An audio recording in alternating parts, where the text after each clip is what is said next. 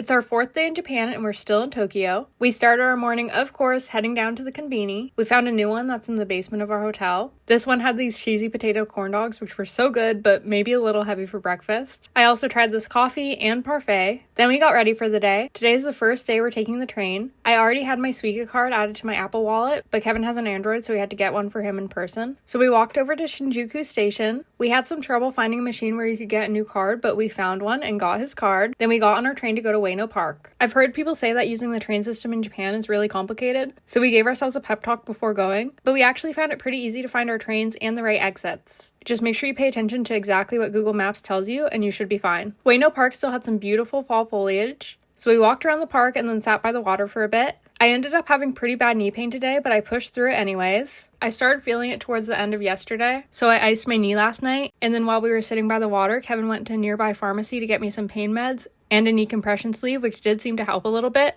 But we definitely tried to avoid stairs today as much as we could because stairs hurt the most. We were getting ready to leave the park, but then we found this little Christmas market going on. So we got some food there and then ended up finding the street, which had tons of shops. I also stopped into a store here to get some insoles to see if that would help my knees at all. We went into Hobby Off, which was a really cool store. Kevin's been really into fixing computers lately, so he had so much fun looking at all the electronics and computer parts. And then we took the train to go to Sensoji Temple. These stairs hurt my knees so bad. I found my first stamp of the trip here, and then we kept walking to the temple. I got my fortune, and we spent some time walking around. We tried some food, and then we walked over to get a better view of the Tokyo Skytree. We got on the train again, this time to go to the Pokémon Cafe. Unfortunately, I tried to get reservations but couldn't, so we went anyways to see if there were any cancellations, and thankfully we only had to wait about 15 minutes and we got in. We ordered so much food here. It was definitely the most expensive meal we had in Japan, but the food was so cute. We thought the food was pretty good, even though we weren't expecting it to be, since it's more about the experience. We got to take home these coasters. All of the food and drinks had so much detail. And then Chef Pikachu came out to say hi and do a little dance. Then we headed over to look at the merch. I got a few things and then we checked out. I used one of those press coin machines to get this coin.